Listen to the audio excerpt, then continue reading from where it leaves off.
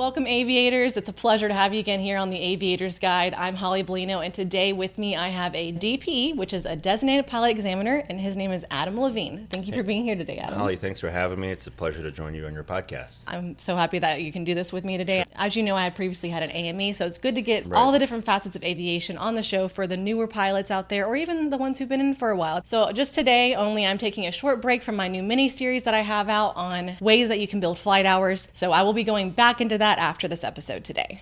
First off, how did you get started into aviation? Truth in advertising, right? Hollie sent me like the list of questions, so I had some time to ponder this. But grew up in an aviation family. You were a third-generation pilot? I was. That's amazing. My dad and my granddad were both Marine fighter pilots. As long as I can remember seeing like their old flying helmets or their deployment books, pictures of my granddad flying in the Pacific in World War II or in Korea, and then pictures of my dad flying in Vietnam, I was like, wow, that's really cool. It was never really a general aviation thing. It was always, I really want to be a fighter pilot when I grow up. So that was kind of there. In college, there were several programs where you could join the Air Force, Navy, and Marine Corps. I remember very vividly being a freshman in college and walking through the student union at George Washington. It was like career week, so they had all these recruiting tables out there for different companies. I remember seeing Captain French. He was a recruiter, and there was a big poster of an F-18 behind him.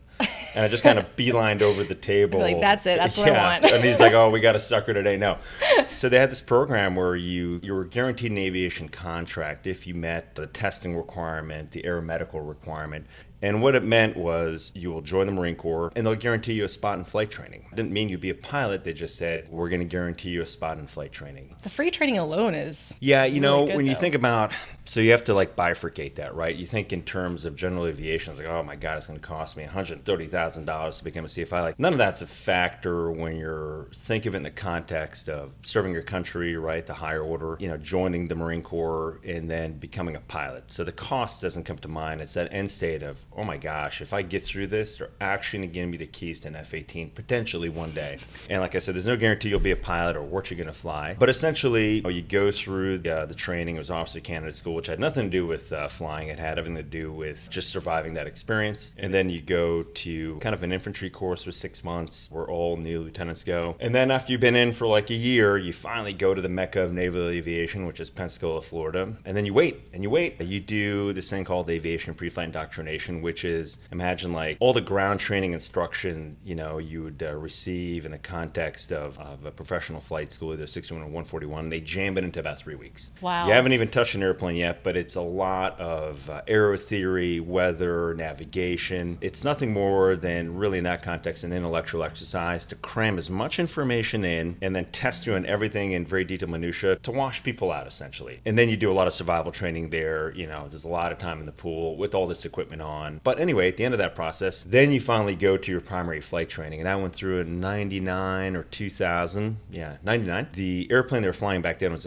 called the T-34C. And we'll hit pause here for a second because part of that program that the Marine Corps had when you were going to go for an aviation contract was it would actually pay a local flight school to provide you instruction. And I would not say it was up to a pilot certificate. It was to get a sense of, you may have this idea that you want to fly. Let's not spend hundreds of thousands of dollars Wasting in a T-34. Yeah, so I went to a small flight school outside of Washington, D.C. I think it was like Hyde Park. And then flew in a Cessna 152 for about 8 or 9 hours and up to solo. And that's what they did. It's a solo or 10 hours, whichever came first. I remember my recruiting officer was like, so what do you think? I'm like, that was awesome.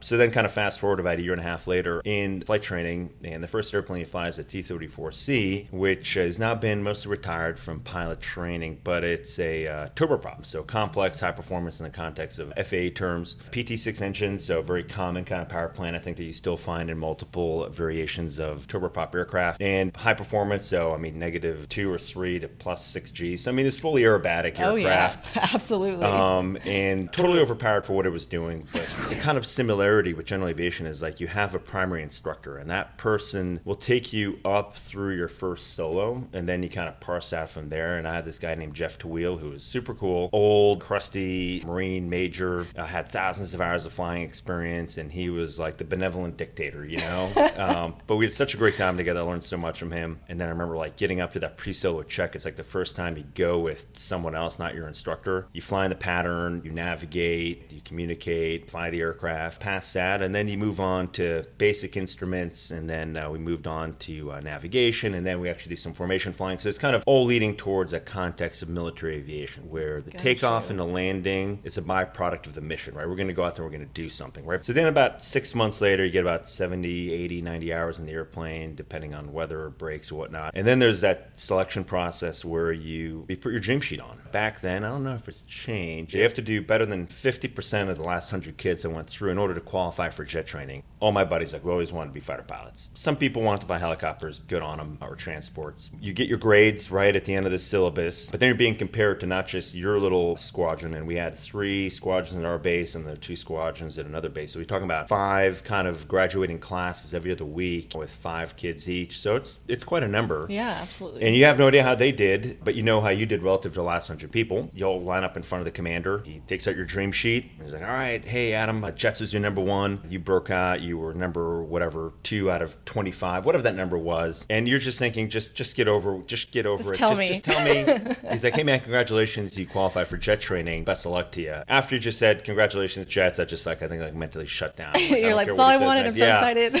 From there, I went to Meridian, Mississippi. I flew an airplane called the T-2C Buckeye. It's been retired for a while. It was built in like the 60s. They modified it and went from single engine to 2 engine. So here you are, 22, 23 years old. You got 70 hours on D-34, and then you're jumping into basically a high-performance subsonic fully aero aircraft, twin engine. Reflecting back on avionics, it had we call it the Abba Jabba. It was like this big attitude indicator. It had a DME drum for VOR, DME, or TACAN, and it had a heading, a receiving needle on it, which is about 6 radials thick, right? So, I mean, you were plus or minus always 3, when you're navigating around. There was no ForeFlight, no GPS back then. Generally now I see kids at like 50 to 60, 70 hours going through private pilot, and then you go into instrument, right? So imagine that kind of same number of hours. Now you're flying a high subsonic aircraft, moving around at 300, 400 knots over the ground. First thing you do is you sit in the back for the first couple rides, and you do basic instruments. Just doing 180 and 360 turns, S patterns, right? Just learning how to fly instruments. And then eventually you take the hood off, you get in the front seat, and you learn how to take off and land. And now you're going into naval aviation, right? There is no concept in that level of training where you're doing a normal landing, a soft field landing, a short field landing, or a powerful 180. Like, everything is focused on landing on the carrier. From that first sortie in the front seat, when you come back to the landing pattern, you have a carrier landing box. You have an optical landing system, right? Think about a VAS or PAPI, but on the aircraft carrier, it's much more precise. That's and good. And then you're focusing on lineup, energy management, angle of attack, then glide slope, right? And you're on the back side of the power curve on these airplanes, so you're not pointing your nose at the ground. You are getting the aircraft dirty, all the flaps come down, and then you're using power to adjust your glide slope. You're using stick inputs to adjust angle of attack, and then obviously line up. So slightly different construct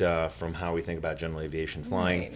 You said that there are PAPIs on there, or FLAWs, optical landing system. Okay. Yeah. And so you know how like usually PAPIs at a normal runway, they're helping you aim for the 1,000-footers. Where are they helping you aim on the carrier? Oh, well, on the carrier, everything is designed to spot a wire or an area in front of the wire. And really, it's to grade the hook from an approach point about 3/4 of a mile behind the ship on a defined glide slope down to touch point. That makes sense. That is between, generally, in the old carriers, there are 4 cables out there. You want to land between the second and third, and I think it's about 240 or 280 feet from the aft end of the carrier to that spot. So when you're in intermediate flight training in the T2, it's all focused on getting to that point. We'd go do aerobatics, navigation, low levels, whatnot, and then you'd save enough gas to come back in the pattern and do like 10 landings. But all that said, as you get through that training, we then moved it to T-45, which is called the Goshawk, I think, built by Boeing. At any rate, now you're going from an airplane that was built in the 60s, with 70s kind of avionics, to what was then in 2001, 2000, a modern glass cockpit. We had 2 digital displays, a heads-up display. We had ILS. I'm like, I have an ILS now. This jet was capable of going to 30s, 40,000 feet, and then you learn how to fly the aircraft, but immediately going into tactics, right? We would do bombing. So you carry like these little blue 25-pound bombs. We go to the bombing pattern and you drop a bunch of bombs and you get graded on how well you drop them. We do low-level navigation. We had basically a sectional equivalent, flying at 500 feet and about 400 knots. You're doing these low-level routes called VR or IR routes. There are kids training out there every day, and you just go fly these routes all around Mississippi, Alabama. I think we went to Georgia for a little bit. You're doing your VFR flight plan or your VFR navigation. Now you're at 4,500 feet and you're flying in a 172 or even a Cirrus, and you're like, oh my God, I'm going to miss my checkpoint here in 10 minutes and 3 miles away. And here you're going at 500 feet, 420. You can't even see much more than a couple miles in front of you. It's all happening very quickly. But the whole concept behind that is to start employing the aircraft. So we do bombing, you do aerial combat, a bunch of other dynamic maneuvers. In naval aviation, it's take off from the carrier, do a mission, come back to the carrier. So at the end of that, training about a year, now we got about 230 hours total. You actually trained to go to the carrier, and we went to the carrier. So you go land on the carrier 10 times during the day, and that was a lot of fun. Very interesting experience because you practice this in a very confined environment on a base. There's lots of pilots. The ship's on a time clock. They got to get the mission done. There's a lot of pressure on there. So what are those things that are called that capture the aircraft when you go and land on the carrier? What you're seeing is actually called a cross-deck pendant, but people refer to it as the wire. So you want to touch down about 10 or 15 feet before the 3 wires, so you catch the 3 wire. How long after one pilot lands on the wires does it take to get everything out of the way for the next pilot? They're shooting for about 55 seconds per minute, right? So, but when you're a student naval aviator, you're like, I just want to land on this thing safely. But you're flying in formation, so we're at a 4-ship, right? So number 1 is an instructor pilot, and then 2, 3, and 4 are students. So you take off, everyone joins on number 1. You fly it off the coast, 60, 70 miles. Flying in formation, I don't know, have you ever flown in formation? Yes, I did once in flight school. Okay, all right. So, this is like you were flying 20, 30 feet away from your instructor, kind of close formation, and you dare to look down on occasion and, oh my gosh, there's a darn ship down there. And you're like, I can't do this. And you hold the radio chatter, and number 1 goes to the downwind, and then I think you count like 15 or 20 seconds. Whatever it is, it felt like way too short, but it took like way too long. And then you just drill straight ahead, and then you turn on your interval. You're about 600 feet AGL. You turn downwind, you configure the aircraft. This is all happening pretty quick. But you've practiced this hundreds of times. Before you're landing on the carrier, right? Yeah. But don't forget, the ship is moving all the time at 12 to 15 knots. Oh, by the way, it's an angled deck, so your final bearing, where the ship is actually heading, is slightly offset from where you're actually going to land, about 6-7 degrees, right? Yeah. When you get a beam to point of intended landing, like think about like a Power 180 concept, right. Like you start your turn, and it's a very deliberate, very optimum angle of attack turn to arrive about 3/4 of a mile behind the ship. I think 375 to 400 feet AGL with lineup solved. Then you are basically transitioning into that visual scan, looking at the meatball, which is the optical landing system. Got a datum to show optimum glide slope, and then you've got a kind of a light pattern where if you're on the glide slope or above, it's orange. Okay. As you get low, what color do you think it turns into? Red. Right? So red is dead. So it's a lot of visual landing aids. So you're working on glide slope, you're working on your angle of attack, and you're working on your lineup, right? Because the ship is always moving away from you, if that makes sense. At an angle, you're not supposed to actually look at the wires or the landing area. All you're doing is you're looking for the lineup, broadly speaking, angle of attack, and your glide slope. And you are supposed to fly that lens of the meatball all the way down to touchdown.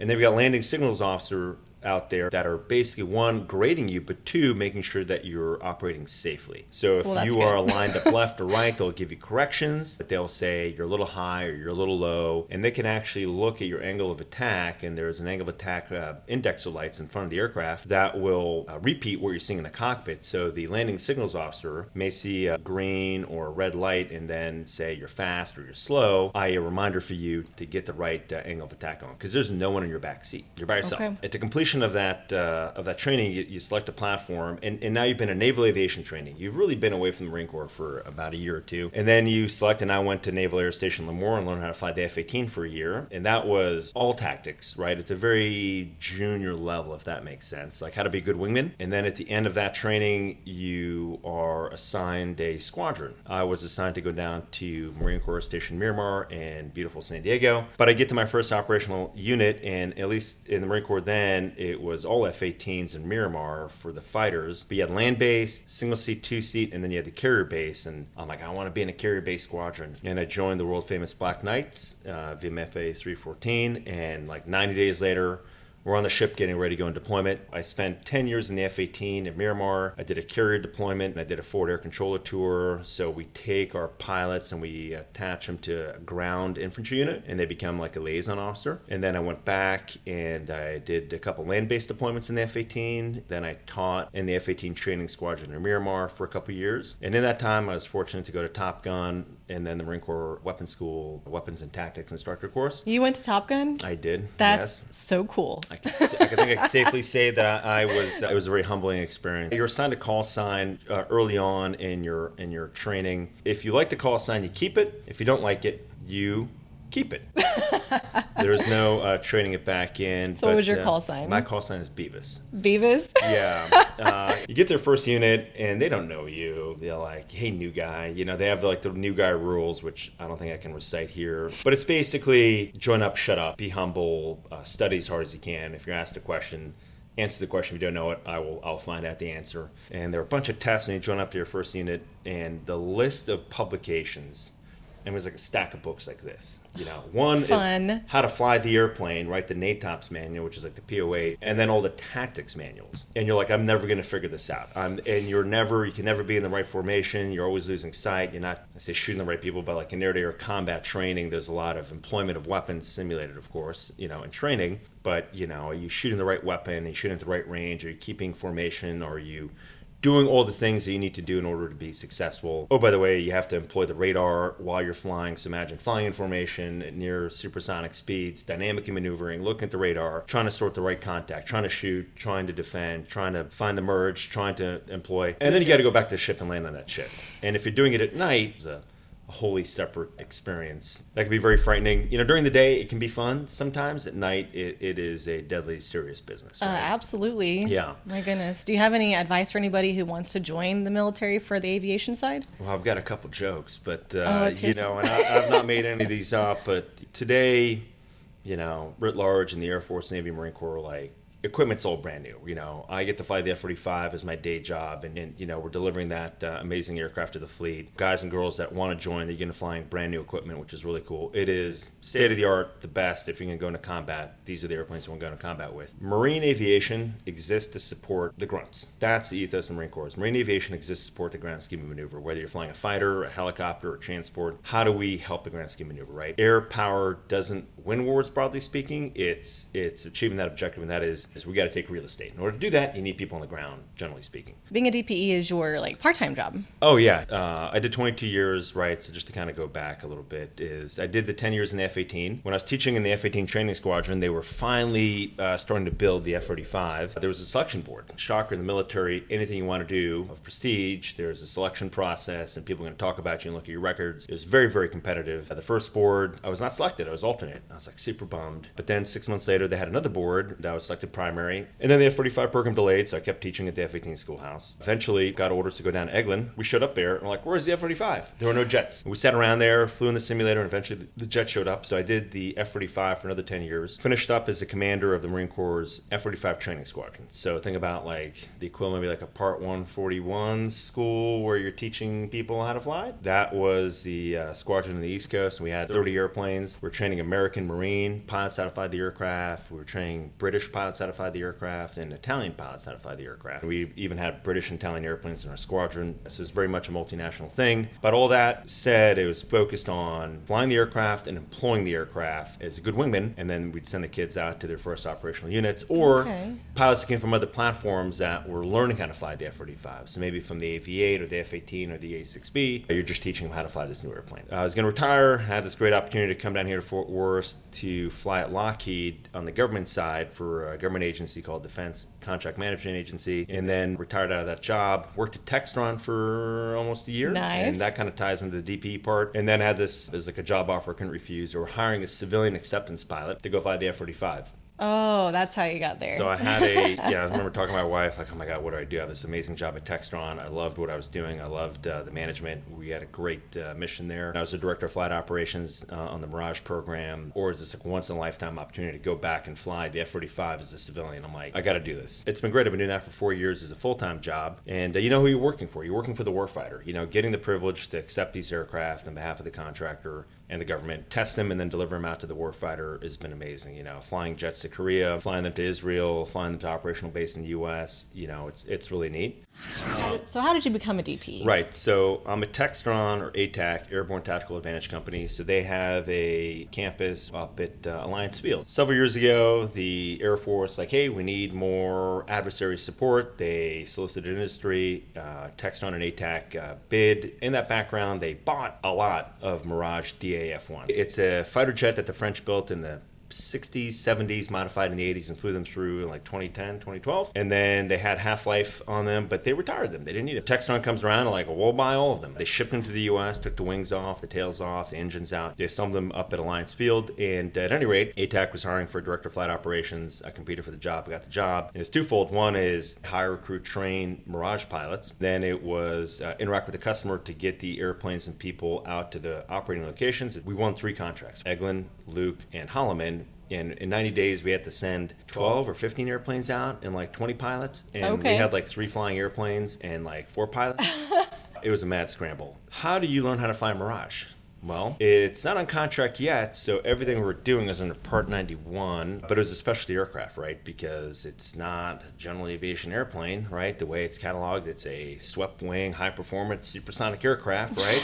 So we're training under basically FAA Part 61 and 91, so everything was based on executing and performing an ATP-style checkride in a supersonic fighter. We do academics for a week, and you jump in, there's an instructor in your back seat, and you learn how to taxi the aircraft, take off and land, and do basic maneuvers. But in the ATP, there's no air combat maneuvering. The FAA doesn't care about that. They care about you operating the aircraft safely, so they basically said, well, it's not a commercial, private, let's just put it into an ATP. I do a couple rides, and next thing you know, this specialty aircraft examiner shows up. I had no idea what a DP was, what an ATP was. I didn't know and didn't really care at the time. I just need to pass the check ride. And he's like, all right, here's your 8710. So we're going to fill that out. It looks at the logbook, all the training, all the documentations, all the endorsements. I'd never had a civilian logbook until I got out. I had to create one. That's true, yeah. And baseline all the hours. I had done my MILComp, right, for commercial aircraft, multi-engine land, single-engine land and powered lift, and I've done MILComp for CFII. So I have these, military equivalents. And DP shows up. We taxi, all the things that you have in your plan of action. Took off, and we did clean and dirty stalls in the Mirage, which is kind of laughable. We did unusual attitudes, and then we did a precision, non-precision approach. We did malfunction simulated, because it is a single engine. By the way, the DP's in the back seat. There is no hood in the aircraft because you're in the front seat, right? You got to fly the aircraft, so you're flying, referencing your instruments, and we're doing a non-precision approach. So take a guess how fast the Mirage goes in geared down configuration, no flaps on final. 140. 220. Oh my gosh. So you're doing 210 to 220, no flap, and you're just screaming down final. There's not a lot of A-wave forgiveness, right? Because you're not creating a lot of lift because your stubby little wings don't have the flaps down to kind of simulate a malfunction, right? And then you go and you do a precision approach, and you have full capability. So there's about a 60 knot difference between no flap and full flap in the Mirage. Wow. One is a true no kidding emergency. At any rate, gives me my temporary airman certificate as a authorized experimental in the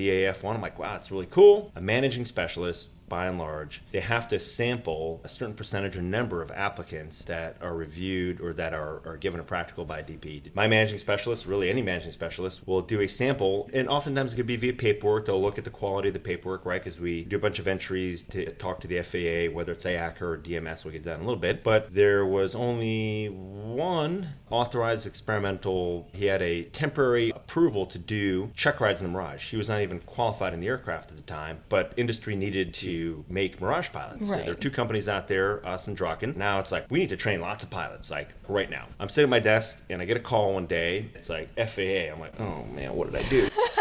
And this gentleman introduced himself. He says, hey, I'm the managing specialist for this DPE, or specialty aircraft examiner. So he's like, hey, how did the check ride go? I'm like, it's great. Got my temporary airman certificate. And he just has questions. He's like, did he brief you on a plan of action? Did he determine eligibility? Did he do the maneuvers that set forth? You just generic questions. I'm like, yeah, I did all all those things. And he goes, do you have any questions? And I said, yeah, I don't even know what a DPE is or does, like this guy showed up. I feel like I'm more qualified to be a DPE or an examiner than he is. Like, I'm flying the aircraft, I'm an instructor pilot of the aircraft, I'm actually the PIC of the aircraft, and we're teaching people how to fly the aircraft. And he's like, well, that's actually an interesting question. 90 days later, I'm sitting in phase 1 training to become an examiner. I had no idea about any of the application process or DMS was any of that stuff. We spend what should have been a 5-minute conversation turned into like 3 hours on the phone. And then I immediately pour myself into learning about the process of becoming an examiner. The end state behind that was not become a general aviation designated pilot examiner, is learning how to become an examiner only in the Mirage, which is a specialty aircraft examiner, so an SAE. And there's a long application process for anyone who wants to become a DPE, but you have to go through this big filter in order to be selected. Doesn't matter what kind of an examiner you want to be, but there's a standard. Some things get fast-tracked just because of need of industry and the fact that we had just a few, like 1 or 2 people that need to get this training done in order to fit industry, and we were more qualified in the aircraft. The experience at the FAA was amazing. Talk about a group of people who are underpaid and overworked. Absolutely incredible on that whole team. This is also in the middle of the pandemic, right? So phase 1 training, everything's on Teams, online, learning about the standards and reading PowerPoint slides. And then phase 2 training is now done in person at Oak City. All the new DPE class gets together and you sit there in academics for a couple weeks and they teach you how to become a DPE. At any rate, I'm sitting there in this Teams room. You go around the room, you got some 141 person there, a chief instructor of another school, these people from all these backgrounds. There are no fighter pilots.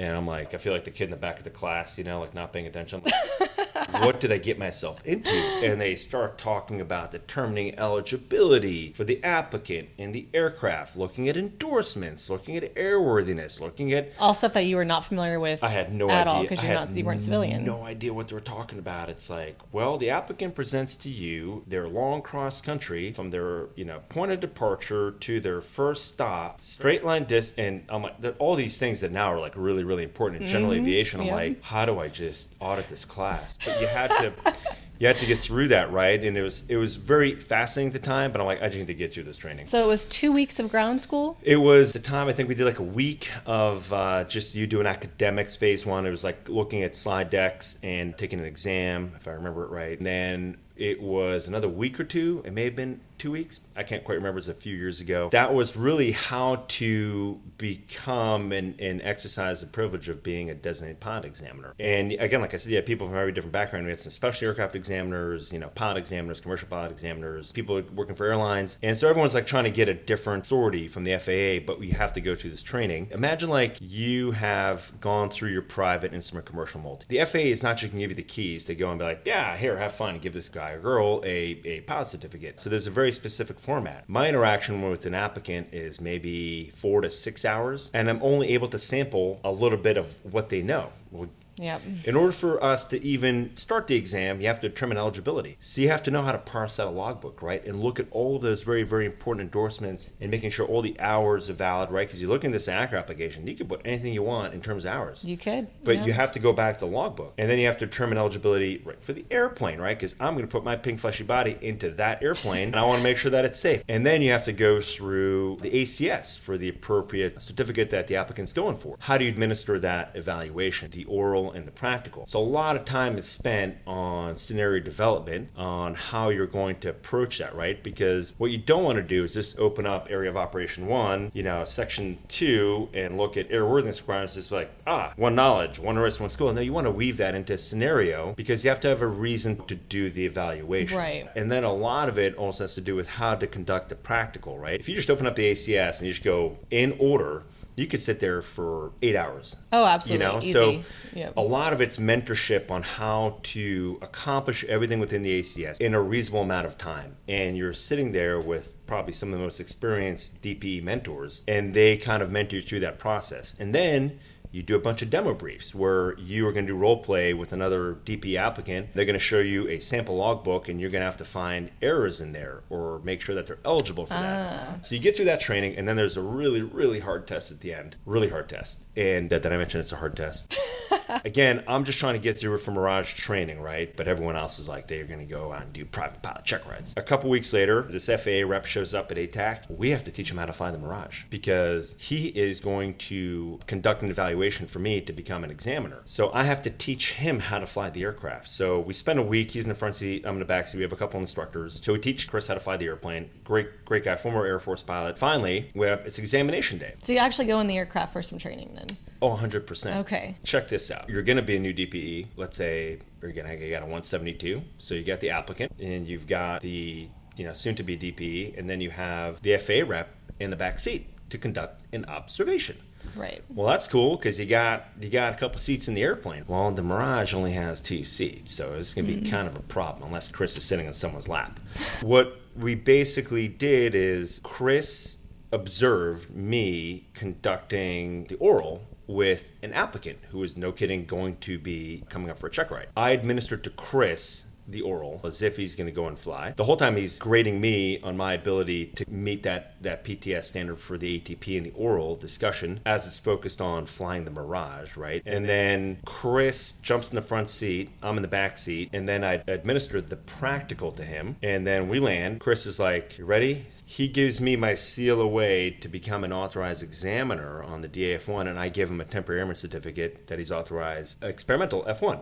Okay. And then in the afternoon, I conduct an oral for the applicant. Chris is observing me now administer that. And then I go and fly with the applicant, and Chris is basically watching on ForeFlight that we're doing the maneuvers, and he sits in the debrief. So it's kind of a weird way, very non-standard. But at any rate, we finish that, and then I do about 20 or 30 Mirage check rides the next year or two. At the end of the 2-year period, kind of leading up to the GA part, Chris calls up. And he says, "Hey, you ever thought about doing general aviation? Now I'm flying the Mirage on the side. I'm flying the F-35 as the main job. I've got 8 hours in a 152 from 1998. I'd never even thought about it." I'm like, "GA, I don't know general aviation." He goes, "No, man. You've been administering evaluations on behalf of the FAA. You are a special aircraft examiner in good standing. You know how to determine eligibility. Like, it's eggs and bacon. Do you want it scrambled or do you want them over easy? And how do you want the bacon cooked? Just think about that in the context of another airplane and maybe a different ACS format." I was like, "Well, that kind of makes sense." He puts it that way. I was like, "Well, how do we go about this?" And he's like, "Well, you need to ask to request to expand your CLOA certificate letter of approval, giving the authority for an individual to conduct examinations on behalf of the administrator, the FAA." Okay. So I had to request to expand my CLOA just from doing the Mirage or specialty aircraft to becoming a PE and a CE, so to do private pilot examinations and commercial pilot examinations. I had 3,000 fighter hours, but 2,500 of them were dual given, right? Because I'm flying the F-18 in the back seat or, evaluating someone from a wing position or in the simulator, but literally thousands of hours instructing, right? So all that was there. You just got to kind of modify it into GA, but the concepts remain the same. So I went out to local flight school. I flew a bunch with their CFIs. It's kind of comical doing turns around a point. He's like, "All right, we're going to do turns." He puts all this stuff up there. He's like, "We got to watch the winds." It's like, "Bro, are we just doing going around that house?" He's like, "Yeah, it's really hard." I was like, "Uh-huh. Yeah, cool." We go out and do it. He's like, "That's awesome." I'm like, "How's that hard?" He's like, "Well, imagine if you only got 15 hours flying. It's really hard." I'm like, good point. And we go through the rest of the maneuvers. He's like, "Are we going to do the power off 180? I'm like, "All right." He's like, "You're just going to pull the power back and you have to glide the aircraft and land on the runway." I'm like, "Uh-huh." Pulls the power back, do the glide, land the airplane. I'm like, "I don't understand what's hard about this." Because imagine you don't have a lot of experience. Why? Because in the F-35, we do practice precautionary even flameouts from 10 or 15,000 feet at 230 knots, it's bigger, faster, whatnot, but the concept remains the same. So I really quickly began to appreciate what they're trying to impart on me. I have to take a step back from I have this experience. They're like, "No, dude, you are here to evaluate these kids, guys and girls that are going for these certificates." And this is really important. They're new. They're new. So think about Adam back in the T-34. I'm like, "Oh yeah." So kind of taking a step back. At any rate, I fly in a Cessna and a Piper Warrior, and we go through all the maneuvers and then do some multi-engine rides on the mighty Piper Apache at the time, conventional twin, a lot of fun there. And then I'm able to actually watch another DP administer check ride. You have to get special permission from their managing specialist in order to have someone else in the room. But I was like, this is all kind of resonating. Determining eligibility, going through the oral area of operations, doing the practical, the scenario, the plan of action. Okay, all that kind of resonates from being a special aircraft examiner. And then one day, a managing specialist comes down and observes me, and we do a multi-engine check ride. We do a commercial check ride, and at the end of that day, he's like, all right, here's the updated CLOA. I was like, about a year and a half ago. Now I do private, instrument, commercial, multi check rides. Okay, so the initial training then was about 2 to 3 weeks, including ground and flights. The initial training is about 2 to 3 weeks ground, and then you have to get on their calendar for them to come down and conduct the observations. How many flights is it? Well, we did one. I think we did a private and a commercial and multi. He just had a day or two, so he was able to watch several different. Okay. But to take a step back, right, I think it's important is that's not the normal way to become a pilot examiner, right, when I went through. So I did take a couple notes, right? So for your folks out there that are interested in becoming an examiner, I would say the first thing you want to do is you want to go to your favorite browser and type in FAA and how to become a DPE. It will take you to the FAA website, and there is a bunch of great information on there on how to become a DPE, and it will drive you to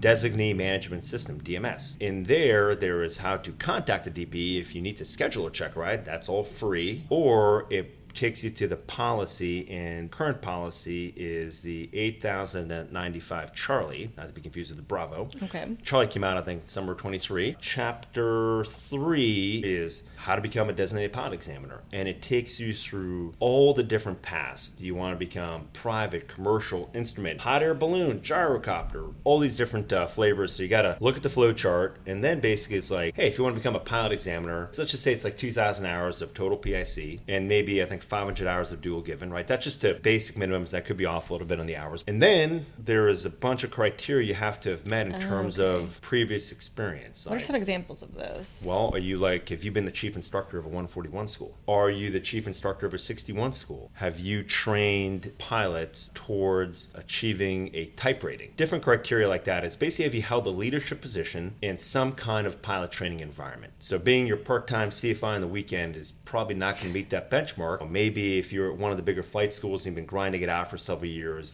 basically running that entire school, you may meet that criteria, right? So look in chapter 3 and you'll see kind of all the requirements. I was able to leverage, I was a chief instructor as a squadron commander. I was also the training officer. When I was teaching the F-18, I had 2,000 hours of dual given between those two platforms. They recognize that, right? It's like, you're teaching people how to get a type certificate, i.e. an evaluation on the F-18 or F-35. If you're doing general aviation, the same concepts apply. So do you meet the basic eligibility? Then you create an account on DMS. Then you will apply, and then you need letters of recommendation. There's an interview panel, and probably the biggest thing, is there a need? Hollie, is there a need for more examiners in the DFW area? Right? Absolutely. How long are people waiting to do an evaluation? At some flight schools, they've been waiting 3 to 6 months for an evaluation. It's terrible. Yeah. And so we're going to kind of jump between that thing you just mentioned from is there a need? Well, I'm managed by AFG 970, which is like the national branch, but many DPs are managed by their local FISDA. There's work in the FAA background to maybe make like a national office for all DPs, right? Because we're no longer geographically constrained. You can do evaluations anywhere in the United States. That's helpful. Yeah, no, it is. Yeah. I think right now, can't say this is 100% true, but there's probably a list of hundreds of applicants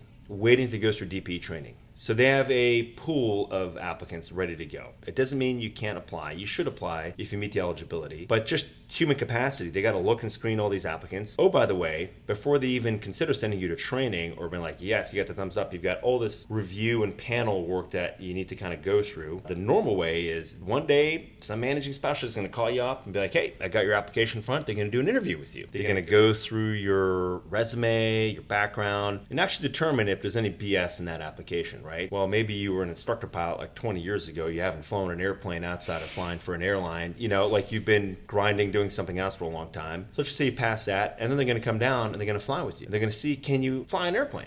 Which obviously, if you've done this application, you should, but they need to fly with you. So you've done the interview, you've done the board process, they've flown with you. Good. And then you got to wait for a school seat. Now, they can only take, let's just say, 20 or 30 applicants at a time. Maybe they do a class every couple months. So you can see how the backlog builds. Backed up, yeah. The pandemic didn't help. They kind of stopped classes for a little bit. But I can tell you this. There is a team of people at Oak City and the entire Airman Certification Branch. They are working day and night to set the conditions, to train the backlog of DPs and get more people out there. But then you're also constrained by managing specialists, and there's a finite number of them. So in the FAA structure, I report to a managing specialist. He's got something like 20 or 30 different DPEs. I probably talk to him every week, email, text, phone. I had this issue, I got that, or I got a paperwork issue, he'll send it back. Imagine that, 20 or 30 people, and then he's got other things that he's got to do along with that. So it's human capacity to be able to process that. So they got to get in the school seat, and then they got to come back and they got to do the observations. I've met new DPEs, and I've asked them, how long did it take you? And I think from the time they created their login in DMS till the time they got their CLOA was probably a year or two.